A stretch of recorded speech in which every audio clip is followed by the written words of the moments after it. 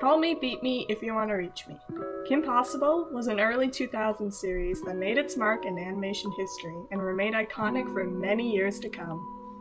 A series with a female badass protagonist that embodied the energy of girl power that was a dime a dozen at the time, Kim Possible stood out with its writing, art style, and iconic characters. I mean, come on. How many shows had a rich British archaeologist that spent his family's fortune on surgery to make him part monkey so he could master something referred to as monkey kung fu? And I'd argue that's not even the top of the Wild Rogues Gallery options for the show. But moving beyond the general things that made the series as iconic and memorable as it was, I want to focus instead on how the series tackled a trope that many other series fumbled. The trope being the romantic relationship with the protagonist, and how, even knowing who she was likely going to end up with, they still managed to make the ride to get there far less painful than it could have been. This is the analysis of the world-saving duo of Kim Possible and Ron Stoppable. Now, before we get too far into the romantic side of the dynamic, I want to explain the dynamic as a whole and how we got to where it was by episode 1 of the series. Well, whichever episode 1 you pick, as Kim Possible was a case where the production order and the airing order were different, particularly at the start. Regardless, Kim and Ron first met back in pre-K, a fact that is mentioned time and time again throughout the show, and shown in particular in the movie special A Stitch in Time. We only got to see a revised version of their first meeting, as the movie's plotline involved villains interfering with Kim's past through time travel shenanigans, but it's easy to see how they became drawn to each other. Kim was hesitant and scared to start preschool, unsure if she could make a friend, and that anxiety only became worse after being bullied by toddler versions of Draken, Monkey Fist, and Duff Killigan. It wasn't until little Ron Stoppable stepped in to put a stop to the harassment and uphold a sense of preschool justice, only for the bully trio to turn around and bully him instead.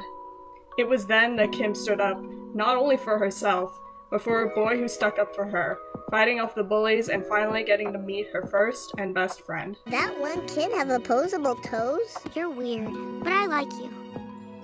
The movie allowed us to see more tidbits into their past, including their first ever mission as middle schoolers, but the core energy is easy to tell.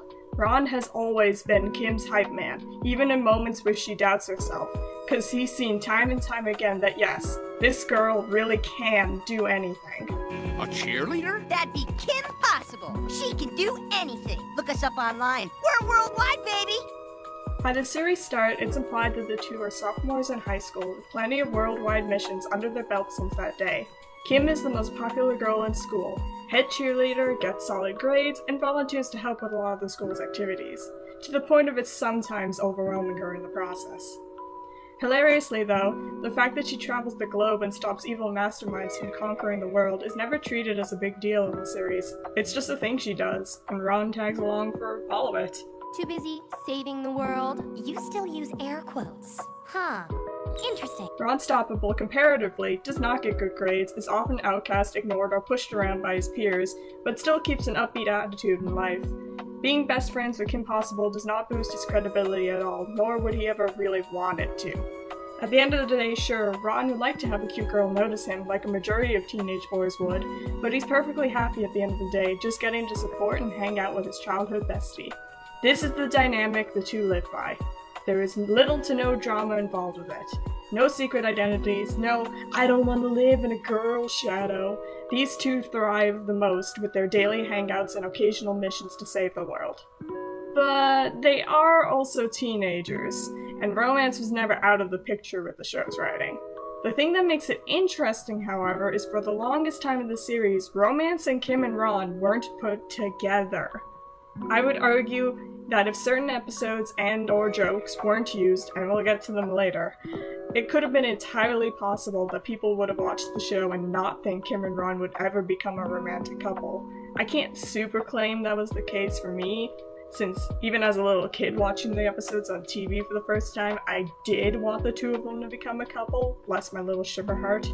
But rewatching the series as an adult, it was actually incredibly refreshing seeing the two of them just being friends, without ever having moments of accidental handhold blushes, awkward flirting, or constantly telling people, no, we're not dating.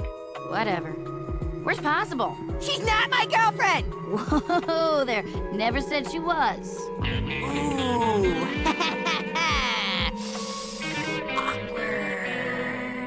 Again, we'll get to that later. In terms of production order, the first episode of the series is Tick Tick Tick, which is the first time Kim and Ron ever meet their most iconic villains, Draken and Shego. Please be noted that Ron is actually attracted to Shego appearance-wise in this moment, and states as much to Kim because that's just the type of dynamic they had. However, in terms of airing order, the first episode shown of the series is Crush, an episode where Kim juggles between having to stop Draken from taking over a Japanese toy company and wanting to ask out a cute boy at school to go with her for the upcoming school dance. Josh Mankey is Kim's first object of affection in the series, and a rather long-lasting one at that. An artistic and chill sort of guy that manages to make the capable teen hero fumble over her words and be terrified at the notion of asking him out and making a fool of herself. When Ron first hears about Kim's desire to go with Josh for said dance, he remarks how he and Kim always goes to dances together, to which Kim clarifies they go as friends, and she wants to go with Josh as a date. This takes Ron aback for a moment, sure, but he quickly shifts into saying he'll also try to get a date with whatever girl says yes, a reoccurring joke for the rest of the episode. And from then on, he supports Kim's efforts 100%. Reality check, Kim. If you can defeat an international super freak, you can handle Josh Mankey. Maybe I just give up. I repeat, you can handle this. Ron would go on to say things about how he doesn't really understand what Kim sees in Josh, even commenting on how his last name Mankey is close to monkey, something Ron is traumatically afraid of and claims the connection proves his point. But his dismissal never comes around as jealousy towards a rival for Kim's affection. At this point in the series anyway, Ron doesn't view Kim in a romantic lens. She's just his friend that he looks out for and doesn't want to see getting hurt by someone. Kim's relationship with Josh is prevalent throughout seasons 1 and 2, just not an explicit boyfriend-girlfriend sort of way. They get a lot of playful and flirtatious banter between them, with Kim's awkwardness around him coming out more often than not. This even accumulates in an episode with Josh being the one to ask Kim out on a proper date in the episode Blush, where Kim was effectively cursed to disappear whenever she got embarrassed. Despite all the hijinks that ensued throughout the date, Josh was always patient, understanding, and honestly just having a good time. It's incredibly clear that he's interested in Kim, and the two made a very believable couple, with Ron in the background helping Kim out along the way. That's, like, totally embarrassing. Yeah, but I can live with it. You know what this night has been? Yes, perfect. Yet despite all this, the two were never really treated as a couple. Josh went back to being written as the cool guy Kim got flustered over, and he would occasionally flirt with. The status quo between them never really went beyond that. It would have been interesting to see them as a pair, but that was never what the series was about. And you could tell that a character like Josh was never going to become a major character, or even a more reoccurring one beyond the occasional school-related storyline. Ultimately, by the infamous episode in Season 3, Emotion Sickness, it's revealed that Kim and Josh decided things wouldn't work between them, and the two moved on, with Josh dating a cheerleader named Tara instead. Ron, really, it's no big. Josh Mankey is so last semester. Huh? What? We grew apart. It was time to move on. So not the drama. Despite Kim having to insist to people around her that, yes, as shocking as it may sound, a high school crush can just be a temporary thing. The irony of this change in ships was the fact that Tara was actually one of Ron's initial love interest roles towards the beginning of the series, a fact that he was completely oblivious to. Seriously, I'm over Josh. Thought you'd be the bummed one. Me? Why? Tara? What about her? She used to like you. You mean you never noticed? No! Why did you tell me? Shifting over to Ron's relationships, he did find himself with a romance route of his own in early season 2, by the name of Zita Flores. In the episode Grudge Match, Ron finds himself enamored with a new employee at the local theater, blunders over trying to talk to her during her shift, and ends up buying an excessive amount of movie tickets in the process. The shoe is on the other foot in this case, with Kim having to be the one to try and convince Ron to give it a shot to talk to her, with him insisting that girls like Zita wouldn't be interested in guys like him. What kind of chance do I have with a girl like that anyway? Honest opinion or best friend fudge? Fudge it, girl. It doesn't hurt to ask. Ironically enough, this episode does highlight the quote-unquote absurdity of Kim and Ron being perceived as a romantic couple, with Raid interrupting a romantic date film at the theater to tell Ron to go to Kim for a mission, which the audience interprets as a romantic plea. This leads to an interaction between them where Ron doesn't want Zeta to see the two of them together just for such a misinterpretation. See it through her eyes, Kim.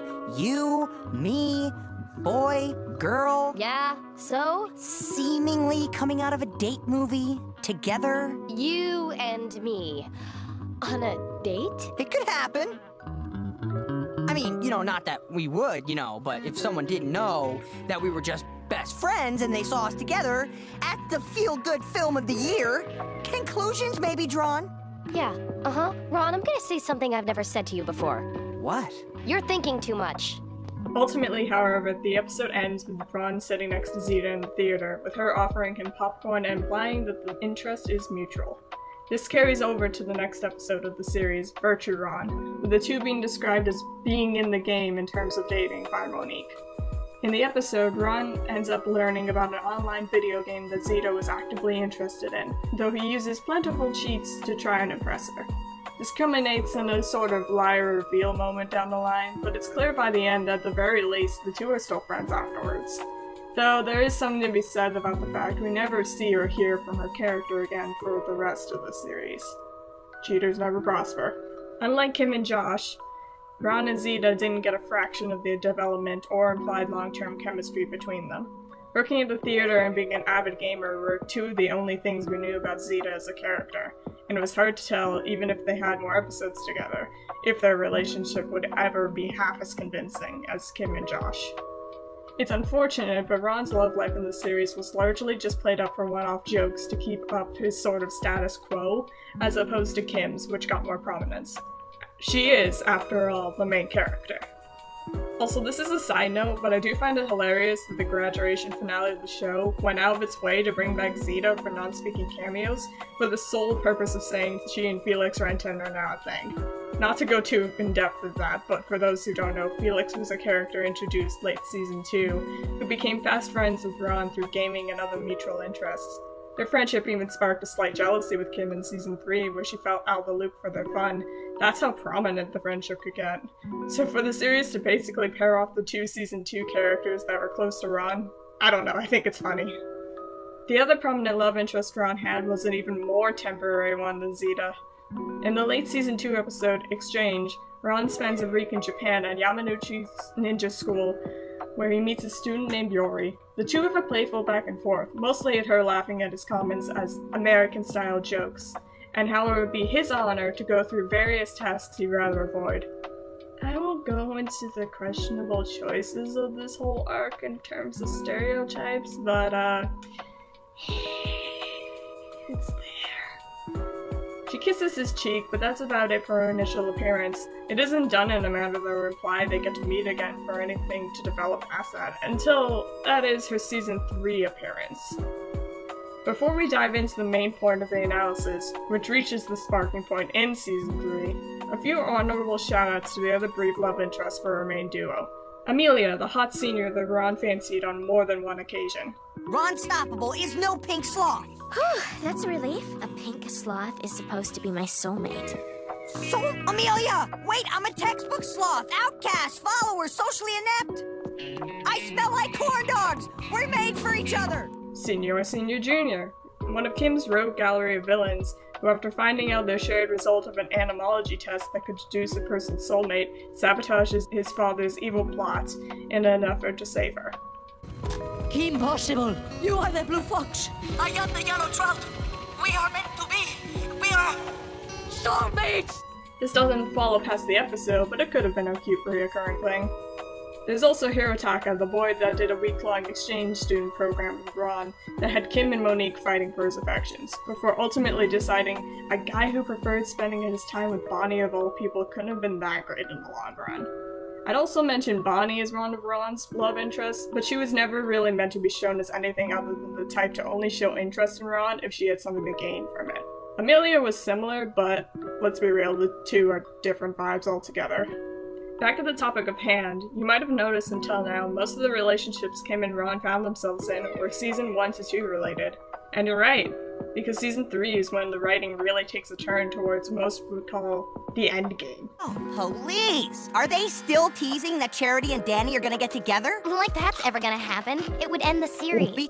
You see, despite the previous seasons coming to around 49 episodes, 52 if you include Ascension Time, Season 3 was only 10 episodes long, or 11. Again, the production order compared to the airing order makes this complicated.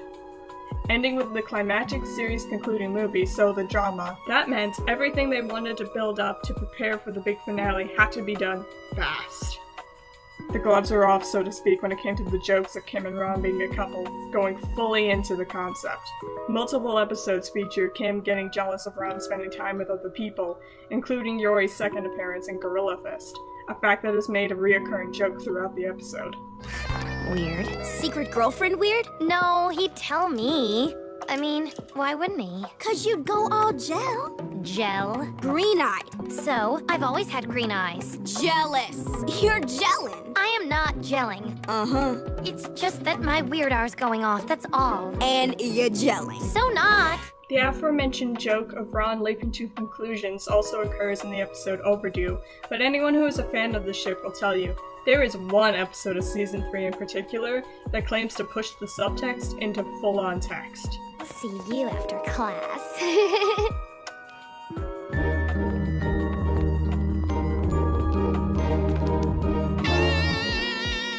Some things are just too weird to even think about.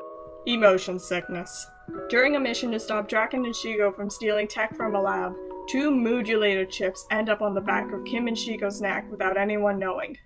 The chips, when paired with a remote that resembles the communicator, can cause the wearer to go to extreme levels of whatever emotion is selected, which, due to hijinks, makes that be the case for Kim and Shigo, lashing out in particular at the 2 guys most prominently in their lives, Ron and Draken.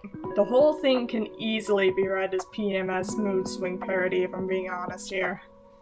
Regardless, after several instances of the 2 going from bawling over nothing to wanting to throttle them for every little thing, the remote ends up left on one particular emotion: love, leading to Kim and Shigo to fall head over heels for their respective partners in extreme, out-of-character manners. Obviously, this is the stuff of every shipper's dreams, with Kim even going so far as to kiss Ron in the hallway. Hey guys, bad time to call? Guess what the sitch is, Wade? But for as much shipping joy as this episode gives, I will admit I don't necessarily find it to be proof that deep down Kim and Shigo both had romantic feelings for their partners. The modulator chips were shown that their emotions were just cranked up to extreme levels, regardless of the reasoning behind it. Meaning that the same is said of their love towards their childhood best friend or their boss. I'm not saying that they might not have romantic love at this point for them, but to claim this as proof is a gross misjudgment of their characters. Or maybe I'm just not a fan of characters being under influence in order to reveal their true feelings. Shocking, I know. Nonetheless, the episode carries on, with Ron feeling more than a little conflicted about everything. He chalks up Kim's mood swings to her being unable to process Josh Mankey's new relationship, but it still doesn't stop him from feeling more than a little uncomfortable with her throwing herself at him the way that she was. I mean, if your childhood best friend was suddenly flirting with you as if you've been dating for years, you'd be a little unnerved by the sudden change in dynamic too. Okay, so Kim and I have been best buds forever. Maybe dating is the next step. What's not to like about Kim? She's smart, cute, and dating could be good, you know, the date thing. But what if it tanks? This could totally wreck our friendship. No, I'm not gonna let that happen. Only one thing to do. Break up with Kim. Remember this moment. It's important later. After coming to this conclusion, Ron does end up breaking it off with an under-influence Kim, who, due to the modulator's remote being active again, runs off crying before returning in a fit of rage that could not be stopped. The same, of course, also applies to Shigo. It's only when Kim sees Ron in danger that she manages to snap herself out of the chip's influence, returning to normal. So I guess the crush and everything was all modulator, huh? Not everything. There's still fireworks. You think so? That much we can interpret in a number of ways, at least confirming that Kim remembered everything that happened. The episode ends on this note, so we're never quite sure if the two talked more about everything.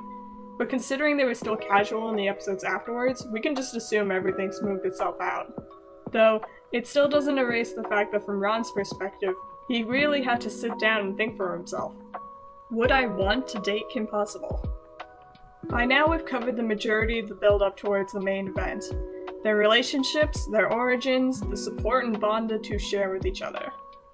Nothing could possibly stand in their way. Hey, I'm Eric. And here we go. Buckle in for the finale movie of the series, Kim Possible So the Drama. The hype for this movie was everything, even for me as a Canadian viewer, who more than likely got to watch the premiere on Family Channel later than America. Kim's biggest mission, Draken's biggest plot, and as the title suggests, the biggest drama. I could gush about how well done this movie was artistically, but that'd be a whole nother video.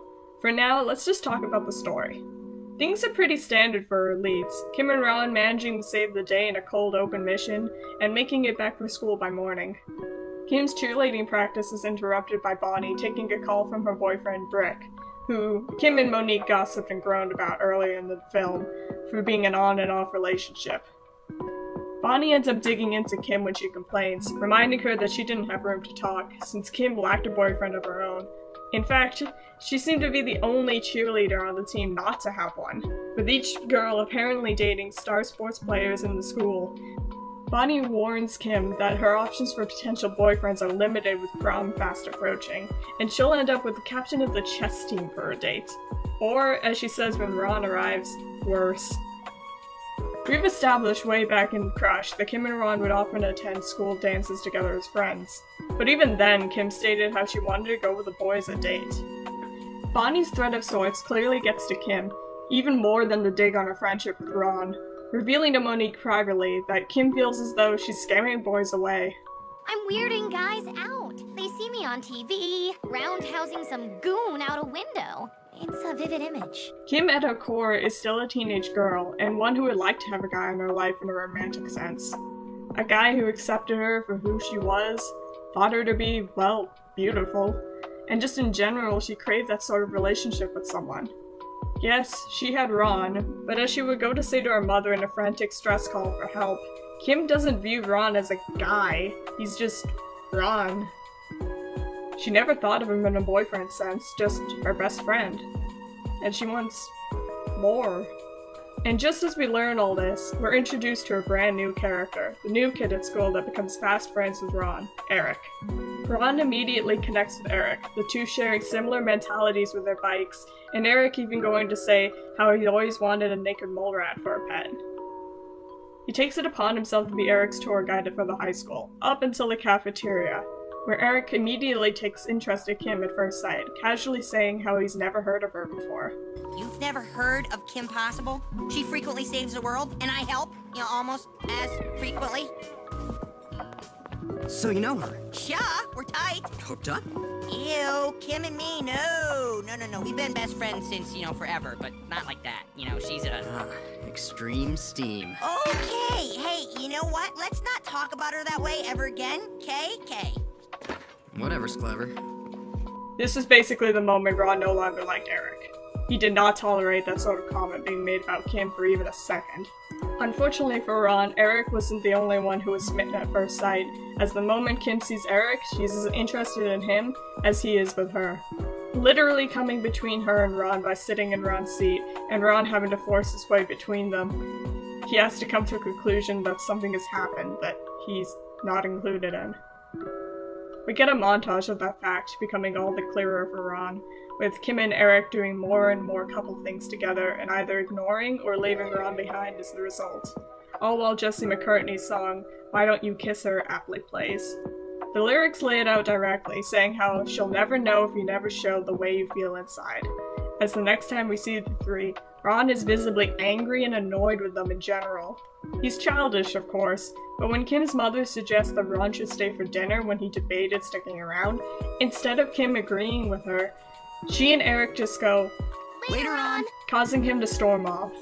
This, coupled with the stress of Braino Nacho becoming rapidly popular due to Draken's evil plans during all this, Ron's mental state has been rapidly going through it in this movie.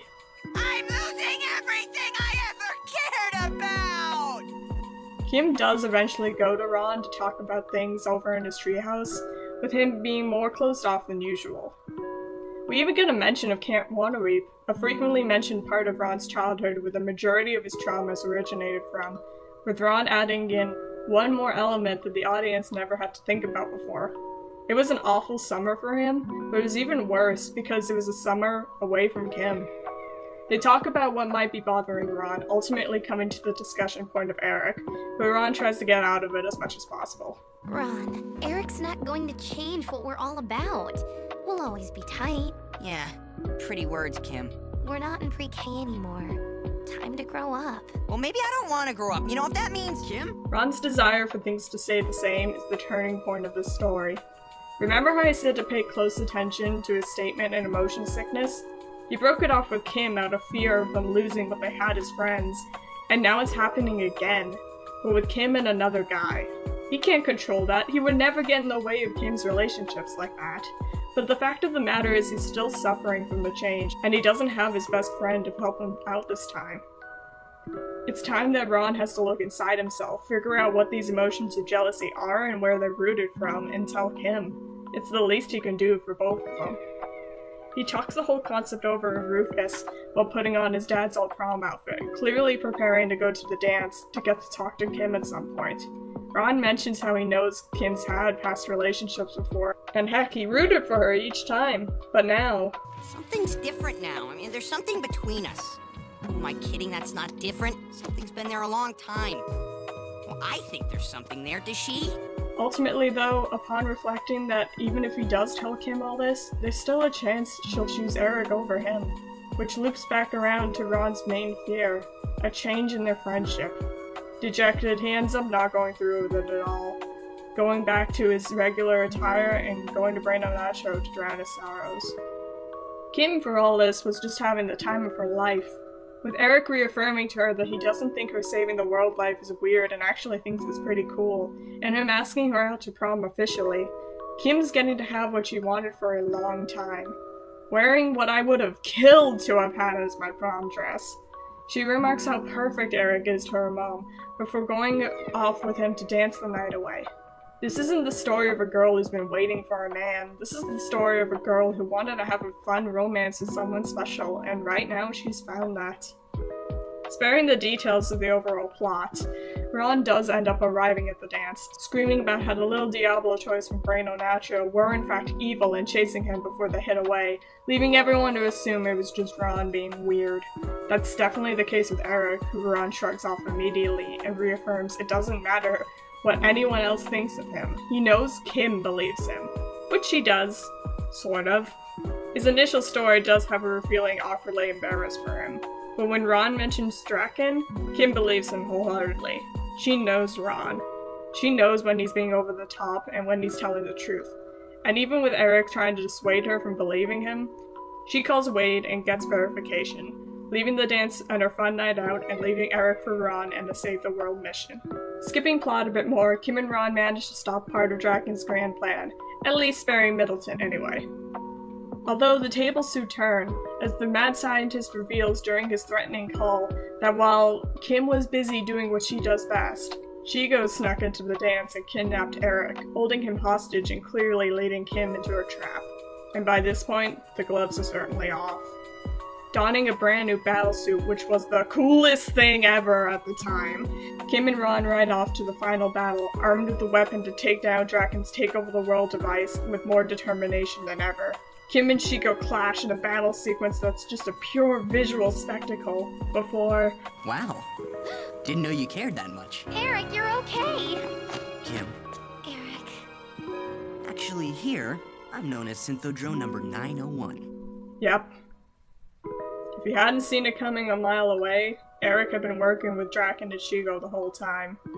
Or, more specifically, Draken had created Eric specifically for his plot to succeed. His own secret weapon to take down Kim Possible where it hurt. Her heart. I'm just going to take a moment here to reflect back on Kim and Eric's relationship throughout this movie, because I think it's important to acknowledge something about them. Even beyond the fact that Eric was literally created to be evil and betray Kim, the actions he displayed throughout the relationship held a number of red flags. Eric was basically made with a cheat sheet on how to get on Kim and Ron's good sides, knowing their likes and dislikes, and how to get them to acknowledge him. Obviously his main goal was Kim, but don't forget he had to use Ron to get to that point. From there, he did literally get in the way of the two friends, subtly but actively making the distance between Kim and Ron grow all the more. Eric dismisses Ron, belittles his opinions, and even shows up in his backyard with the intention of talking to Kim. Between that and how, by the dance, Eric tells Kim to just ignore a potential mission in favor of their date, long term this would not have been good for Kim. He's no Josh Mankey is all I'm saying. But regardless of the ifs and maybes, the damage has been done. Kim is at one of her lowest points in the series, feeling ridiculous, betrayed, and just hurt. She blames herself for not seeing the signs, but ultimately Kim is just putting herself down, taking the blame for the mission's failure and accepting that Draken beat her. I know it sounds dramatic and she should just pull herself together, but we gotta remember, Kim is only around 16 to 17 years old, has been in a relationship with someone she opened her heart to, only to find out he was using her the whole time. It's a lot to handle. But she's not alone. She's still got Ron. And even if this wasn't how he wanted to talk to her about these things, he knows it's what she needs right now to pull herself together. Alright, KP, this pity fiesta is over. Draken has not won. He played you. Now it's payback time. And, you know, there are guys out there that are better for you than Eric. Guys that are real, for one thing. You really think there's a guy out there for me? Out there. In here. Oh, really? Sure, you know. And that's it. That's the confession. It's simple, it's not dramatic, it's just them. Ron doesn't say anything like, I've been in love with you for years, or I think I've loved you since the moment we met. The word love is never even said. He just lets her know that there's a guy out there who thinks she's wonderful. He already knows that. And if she'd have him, well, he's right there, by her side as always. Obviously I'm reading into these simple lines a lot, but I choose to believe that if Kim didn't want to date Ron in particular, he would have completely understood. He just needed her to know his side of things too. He just wanted to be her support in the moment. But she doesn't reject him. In fact, despite everything she said early in the movie, she's considering it. This was a story of two people dealing with the concept of change. One who craved it, and one who feared it. And the one who feared it accepted that change had to happen one way or another, while the one who craved it came to realize that the change she craved was closer than she ever realized. From there, Kim's back and ready to take Draken down, dealing a punch to the face for taking advantage of her teenage heart through Eric.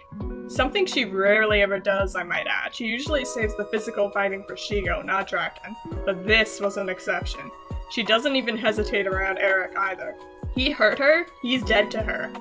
With both Kim and Ron getting in their kicks to the Synthodrome before Rufus deals the killing blow by the end. And with that, it's over. We've reached the end. Well, not entirely. It finally happened. She's dating that loser. Kim Possible and Ron Stoppable are dating?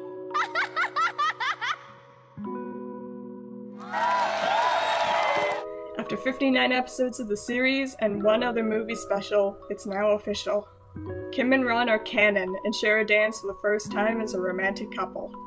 I used to say I wish that we got more of Kim's perspective on the shift in dynamic, since we had a whole movie of Ron coming to terms with his feelings.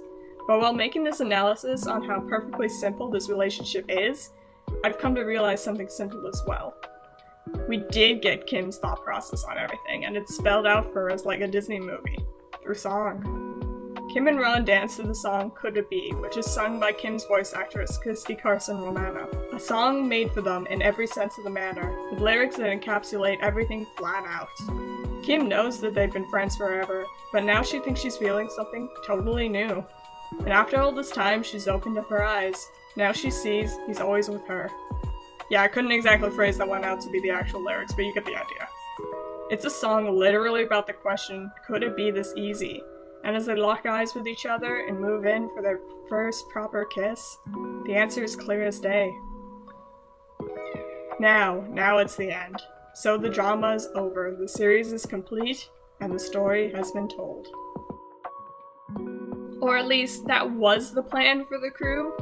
See, So the Drama really was made to be the finale of the series. Disney had a reputation for canceling its shows after 3 seasons after all. It was to be expected. However, the fan response to the movie and the series as a whole was so strong that Disney ended up renewing the series for one more season, an epilogue season if you will, of 22 episodes. This was a huge deal, with Kim Possible becoming Disney Channel's longest running original series until Phineas and Ferb in 2012. Even back in 2005, the fandom for this series played such a major role with its petitions and letters begging for more of a series that, by all accounts, had concluded comfortably. Something wild to think about compared to today. But beg they did, and after a year of production, Season 4 began in all its glory. For better or for worse. And no smug villain can hide from... Impossible! And boyfriend? I seriously doubt that. No, dude, it's true. Really. Sorry, just can't believe it. Season 4 is definitely a weird season, with a lot of fans treating it as its own identity rather than connecting it to the previous seasons. It's not weird in a bad way necessarily, just different. It feels like a lot of fanfic tropes were thrown together for some of these episodes, and there's a lot more continuity involved than the previous season's more standalone stories. To give an idea of what I mean by that, here's a rundown of various plots and stories used in the season. Ron becomes the new star football player.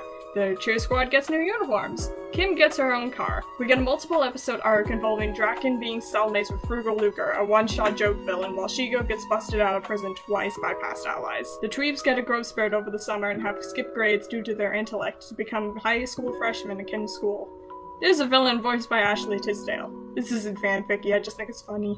Kim and Ron get jobs at Club Banana and Smarty Mart respectively. The Tweebs become the school's new mascots. Aliens. Kim gets a brand new mission outfit and a communicator upgrade to a smartwatch. Kim and Ron apply for college. Wade comes out of his room more often. Ron suddenly gets a new adopted baby sister, Hama, who is tied into a multiple episode long arc with Monkey Fist that ends up with Monkey Fist turning to stone, the first death in the series. Shigo becomes temporarily good and befriends Kim, while also pursuing a brief relationship with Barkin. Kim gets amnesia, homecoming, Bonnie and Senior Junior hook up. Kim and Ron graduate, just to name some highlights. So with all that said and done, you think that with a fanfic-like season like this, mixed with the setting of Kim and Ron are seniors in high school and have just started dating, we'd be in for a lot of cliche romance-related drama from misunderstandings, fights, and even threats of breaking up. So how do Kim and Ron fare in a season that's set a summer after the events of So the Drama? We kissed. Yeah. Did you have the same dream? No, that part really happened, Ron. Yeah. Yeah, but it won't happen again if you keep calling me in the middle of the night. Honestly, they do perfectly fine. The shift from friendship to romance is done pretty well, with the two of them behaving like they normally do, just with the addition of occasional flirting. Yes, you do! Right here! Oh, Ron, I'm not a model. Well, why not? You're beautiful. Physical displays of affection, and just general referring to each other as boyfriend and girlfriend. Saving the world has other perks too. Such as? Cuter boyfriends. Oh. A booyah. The season opens with an episode plot of Ron feeling worried that Kim might trade up for a better boyfriend than him, but that's quickly and easily acknowledged and fixed without much drama. So you weren't gonna... Trade up my BF. Ron, I don't care about dating a jock. I care about dating you. Ron's stoppable no matter who he is. As long as he's honest. I'm sorry, Kim. I never meant to hurt you. Beyond that, any and all arguments are healthy, normal ones couples go and work through. Kim comments on how she wishes Ron didn't have to rely on coupons for when they go out for fancier dates, and Monique pushes Ron to get a job to get money just for that. Kim celebrates their half-year anniversary, to which Ron doesn't really understand the concept of, but goes with it anyway. Heck, Kim walks in on Bonnie kissing Ron, and there's not even a flinch of a moment of doubt thinking it was him cheating on her. What is the sick? Hey, I was the kissee here, not the kisser! No kidding! It took you 12 stinking years to kiss me! Oh, phew. Hey, wait a minute. The main takeaway from all this really is that their quote-unquote relationship upgrade didn't change who they are individually, and it didn't change who they were together compared to the rest of the series. It's a healthy shift and not in your face about it either, outside of a few jokes of people in disbelief that the two are dating. So, you two still...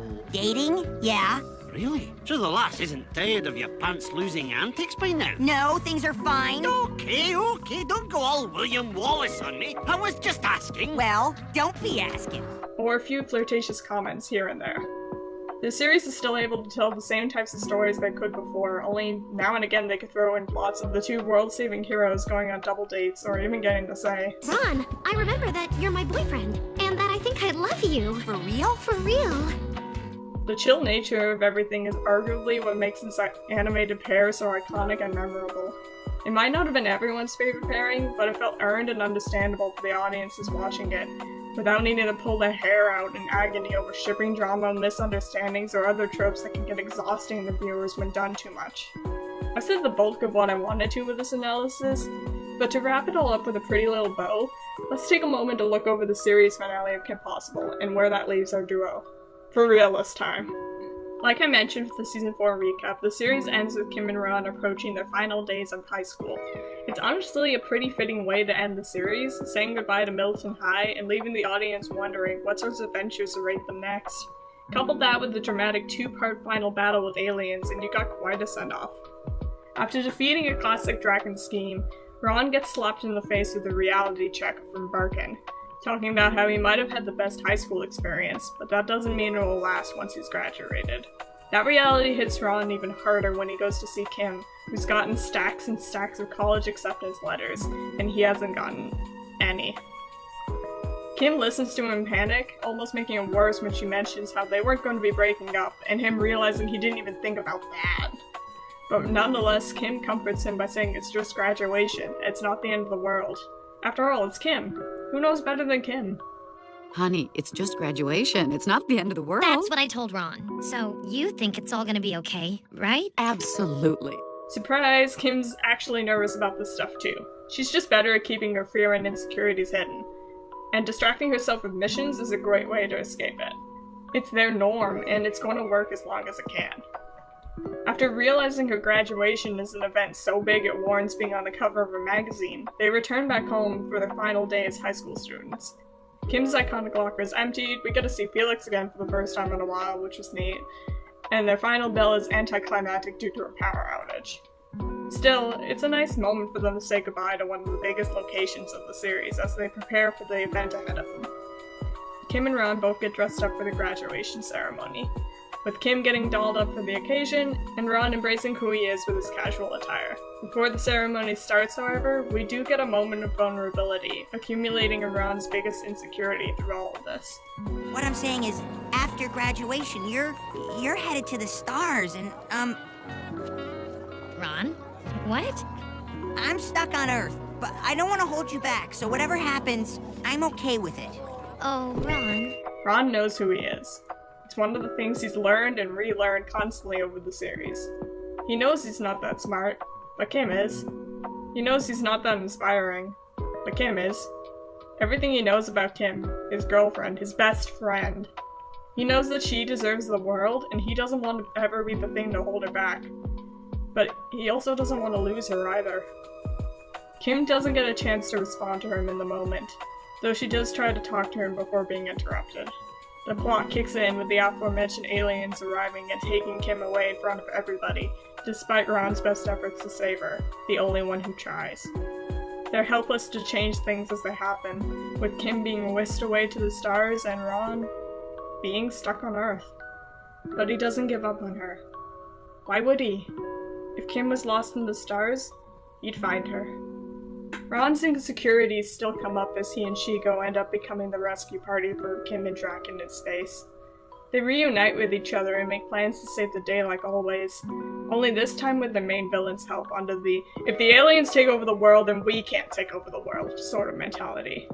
But the insecurities keep coming, even through battle sequences. What if Kim goes off to some fancy schmancy college on the other side of the world while I'm stuck at home jockeying for Smarty Mart Employee of the Month? Warhawk will not be ignored. Oh, I am with you, man, but hey, out of sight, out of mind. You know, she gets wrapped up in her studies. I call, I text, does she answer? Sorry, busy. It's killing me! There's a lot on their plates, but with all the experiences they had, even just what they've been through in the past 24 hours, Ron does have a conclusion. Whatever happens, he knows he can't live without her. Kim tries to tell him to get a grip, nothing would come between them. But when Ron is hit and the two are trapped in a helpless situation, the breaking point is reached for a titular heroine. Okay, look, remember at graduation when I started to say I had a confession? That was you? I thought that was Rieger. It was me. Anyway, you don't think I'm scared too? Scared? Unironically, this is probably my favorite moment in the entire series. There's something so vulnerable, so touching about this scene. It's not like we haven't seen Kim or nervous about things before, but she always bounced back one way or another. Heck, the only time we've ever seen Kim cry in the show outside of the modulator chip was the Christmas special where she was faced with the real possibility that Ron might have died. But this isn't Kim Possible, she can do anything world-saving hero. This is Kim Possible, teenage girl, afraid for the future and confessing as much to her equally scared boyfriend. Things go smoothly for a while after this. Draken manages to stop the massive robots with flower power, and the aliens are seemingly defeated. Before they could leave on the high note, however, the aliens bounce back, taking Ron out with ease and causing him to knock Kim out in the process. Symbolically, in a way, Ron's recklessness caused Kim harm, and put her in a dangerous situation as a result. With the sensei's words calling out to him, he realizes something all at once. This time, Kim needed him to save her. She needed help. Channeling his inner power, something Ron has had since the beginning of the series thanks to Monkey Fist. He finally makes that power his own, using it to take out and destroy the threat once and for all, before helping Kim off of the ground and embracing each other in victory. It's a nice way of solidifying that they'll be okay. They got each other's backs as always. The day was saved by a psychic who knew the hero needed a helping hand. It's a plot point not every fan agrees was the right call for the finale, but I personally think it fits. It's a nice send-off to remind us that whatever happens to Kim and Ron next, whether Kim goes off to study abroad and Ron stays in Milton, or any other sort of future, they'll still be there to look out for each other. They've always been looking out for each other, and that's something that will never change between them. It's graduation. It's not the end of the world. Kim Possible. She can do anything. Ron Stoppable. He can't. The entire premise of the series began with those simple lines, shared between artists in an elevator ride. A girl who was incredibly competent in the action world, but challenged in the real world, with a boy who was challenged everywhere. And together they made one of Disney Channel's most iconic couples. And heck, one of animated television's most iconic couples. To reiterate what I probably said about a dozen times over already, what makes Kim and Ron so refreshing and well done is how simple the relationship was to begin with. No over-the-top destinies, no secretly had a crush on you this whole time, why won't you notice me? Just two best friends who loved each other since day one, eventually becoming a romantic relationship that was just as healthy and loving as before. I've really grown to appreciate this sort of pairing, and I would love to see more pairings like this in animation in the future too. Thank you so much for watching my silly little analysis video. This is the first time I've ever made something like this, so apologies if it's a little clunky at times. Kim Possible has always been a series I was really passionate about even when I was little, so it was a lot of fun to go and dive into this sort of analysis talk. Let me know in the comments what your favorite moments about Kim and Ron were, or if you disagreed with any of my points. Heck, I'm just one fan after all. Thank you so much again. Have a nice day.